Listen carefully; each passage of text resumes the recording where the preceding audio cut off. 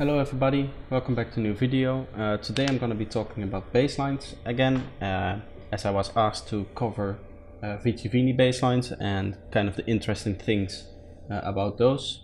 I took 4 basslines and kind of took an idea from those sound design wise and kind of tried to, with that way, recreate that part of the bass. Unfortunately, it wasn't able to completely replicate the exact bass sound, but I got really close with some of them. So yeah, let's just take a look at it. Alright, so here we have 4 tracks, as you can see. We have Arwin van Buren, Vici Great Spirit, one of the more popular ones. We have their Free Tibet remix, which is also very popular. We have Universe Inside, which is also a really cool track. And then finally we have their collab with Asterix, which is Adhana. Alright then. So what I've done, as you can see here, we can still see the cuts, but for this one, for some reason the cut is not showing up. I cut out one bass stab and I kind of cleaned it up, gave it some fade, as you can see at the start and the end of the sound here, and made sure that it worked within the beat, so that they are all 16th notes. I'm working in 150 BPM, but for this it doesn't really matter. I chose to do this because the BPM of these tracks are all different, so it doesn't really make sense to get a fixed BPM. So I decided to work in my project default, which is 150 for some reason. And let's listen to the individual bass steps.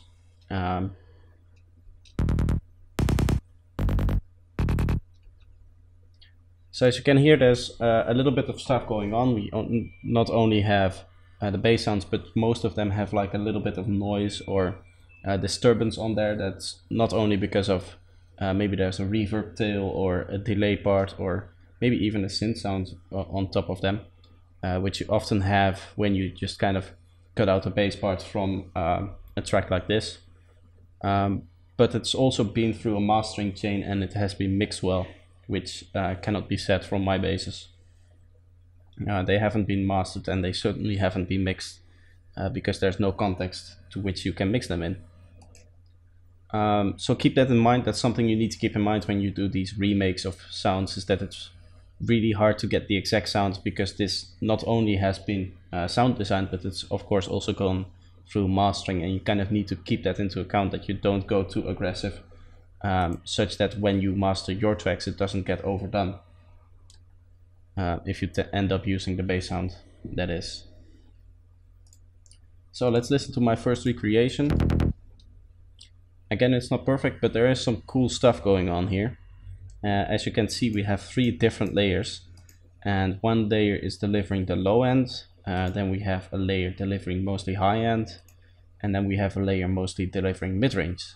And the reason why I do that is because they have a really cool thing going on with their stereo, where if you the more you go up the frequency range, of course it gets more and more stereo. That is normal, but the transition from mono sounds to stereo sounds is very sudden. It's suddenly the high between this range from around 200 to 300 hertz. It kind of suddenly gets all stereo, and the click and the high end is very stereo in their original sound, as you can hear.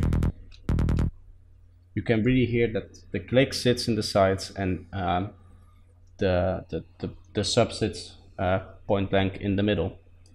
But they didn't lose all of that mid-range or the mid signal for the click. They kind of just widen it in a way.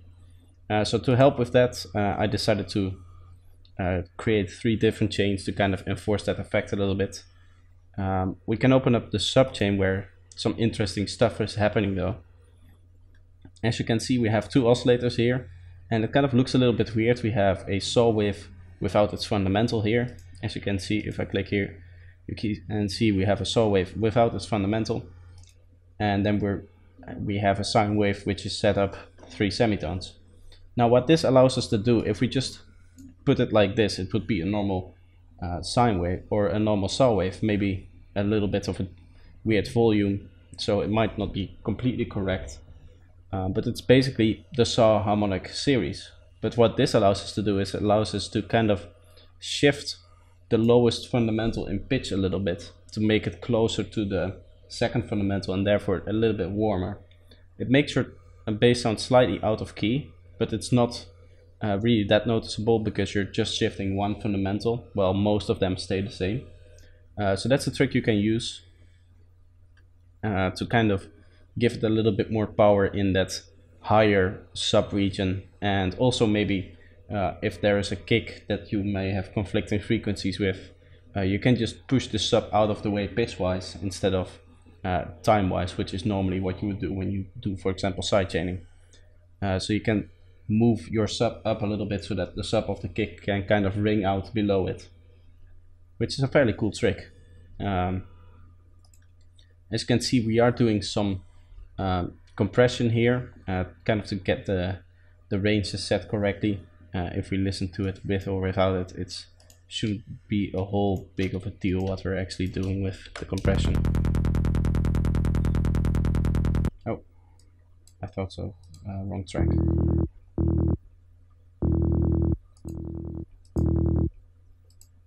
Now I changed the wrong thing there, so this should be set like this. The compression is there to kind of just make it louder, but it's no tone shifting or anything. So yeah, very normal compression there. Then we have, as I said again, our higher end here, which is of course still has a lot of mid-range, and also it goes fairly down actually. It's almost like at bass level here, but it's mostly used to kind of get that stereo layer, which you can hear sits really nicely, and we've achieved that through the stereo spread plugin here with almost default settings. I did notice that the stereo plugin kind of shifted it a little bit to the right in this particular case, so I kind of combated that with this shift here. You can see the spike now sits nicely in the middle, so that's something you need to look at. If you kind of see that line going up and down on your stereoscope, you still want that to be in the middle, because that's kind of the average of what everything is doing, and you don't want to pan the average left or right. So to combat that, I use the panorama here. And then finally we have this mid-range layer here, which you can really clearly hear in the main bass. But I didn't really manage to get the exact tone right. But one thing I can show you is the way I did it. Now if I open up a default, or kind of quickly draw a default saw wave, what you can see is, if we analyze the actual wave, what's happening is it's just going up and up and up, and then suddenly it clicks down. And that click is very noticeable when you actually listen to a waveform like this, especially on the lower register in which our bass is in. So to combat that clicking noise, in this case, what I did is I took that and I just randomized all the phases here. So what I did is just click this randomize all button, and as you can see, it kind of generates a nice little waveform here. But this waveform still has the harmonic series in tonality. It just has the phases shifted around, so it doesn't look like a saw wave, even though it still sounds like a saw wave, which is just kind of smearing and doesn't have that very sharp noise anymore. So that's how I got this particular sound. I don't think I did anything particular to it. No, as you can see, there is a little bit of a volume loss because of I don't know exactly why, but it sometimes just does this, where the volume gets a little bit lower, but that's no problem. Finally here, I did do again, it went through the same compression, just turned the gain down a little bit, and I did some filtering here, and also did some extra EQing here, as well as again that stereo spread. This is set at default settings, which I thought was good enough for the sound, and we ended up with this. So again, not exactly the same bass line. I was more going for kind of the same tone and stuff like that. And there are some cool tricks in here that you might be able to use to improve your own bass lines, and that's what it's really all about. If you wanted to copy the bass line, you can just extract it like I did above here. These should be good enough to actually place in a song if you really wanted to. It's more about getting that idea and kind of seeing what they're doing.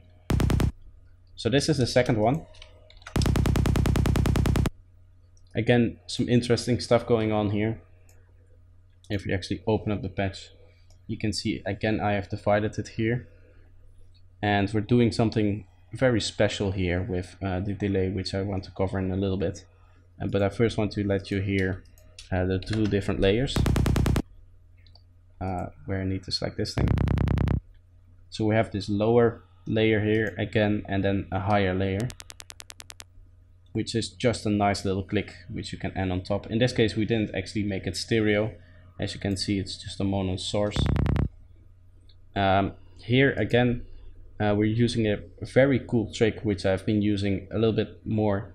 If you kind of want to add some imperfections to your waveform, what you can do is you can use delay and then set the delay timing very short, no feedback, and set a low dry wet setting.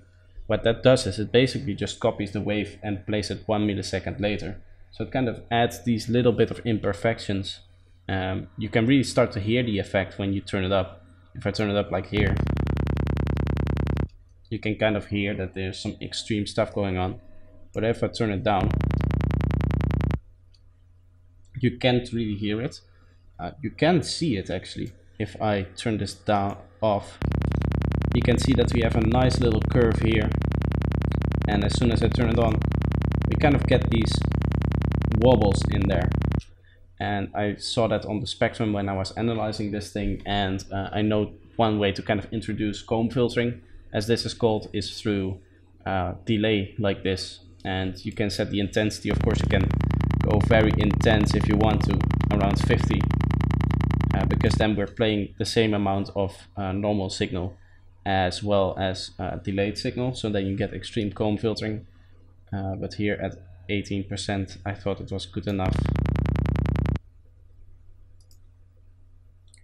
So that's one of the main features of this bass sound, is to add that comb filtery texture with the delay sound. If you see that happening in one of the basses you might be analyzing, you can add it this way. Next up is actually one of the more simple patches, or the more simple bass sounds. The patch itself is actually a little bit more complex because I managed to do all of it inside one instance of Serum, and as you can see, minimal post-processing. What we can see here, or let's listen to the original bass first, which sounds like this. And you can hear it's a little bit more mid-rangey, bit more noisy. And to actually achieve that, I actually added some noise on top. And I don't know if that noise is part of the actual bass sound, or it might be some layer on top, but I thought it would be, it sounded really cool by the time I did this. You kind of have that little noise layer on top, which adds a little bit more high end and a little bit more length to the click, so to say. And here again we're doing some cool stuff with the harmonic editor. As you can see, what I've done is I've turned the second harmonic up. We aren't using the trick where you pitch shift one of the the fundamental tone up or down. In this case, what I did notice was that the bass line itself actually sat between G and F sharp. So to achieve that, I turned down the fine tuning by 50 cents, or 50 fin here. I don't know what the, is it cents? I think it's cents. So yeah, that's how I achieved that. I could also play it one note lower and turn it up, but for some reason I decided to do it this way. It doesn't really matter. And then finally we have this second layer here, again, which just to add some grit to the mid-range, which I hear a lot more inside the bass lines of Vini Vici than other artists. If we listen to this without the actual saw wave we're using, you can just kind of hear that it's this nice clicky tone. The way I made this is again from a saw wave with its phases randomized, and then I decided to kind of round it off here so we didn't have any of that lowest low end. And then I used the band plus to kind of shape it and squash it together in a way that yeah, as you can see here, the waveform, it's like all the energy is throughout the whole waveform, and in this case there's like a more distinct clickiness going on, and here it's a little bit less sharp, so to say. So that's basically everything we're doing here. One final trick which might be interesting here is this stereo spread. Another way to introduce comb filtering is to use stereo generators that actually use a comb filter. Just like this one, which is the amp stereo spread from Melda. And I've turned the spread up and then the winding down. So that basically means that it's gonna add more of its effect, but then we're gonna turn the stereo width down. So we also get that comb filtering effect inside the mono signal here. So you do get some of that comb filtering texture, which I showed off in the previous one. So that's all there. And then for the final bass, it kind of came cool together because we're kind of using all the tricks we have talked about so far, at least some of the tricks together, to kind of create the sound we created here. So again, this is the bass line here. And my recreation sounds like this. Again, not ideal. It's not the perfect sound, but it sounds similar enough that you can kind of get an idea of some of the things we did there. So if I open up this patch, you can see very familiar here.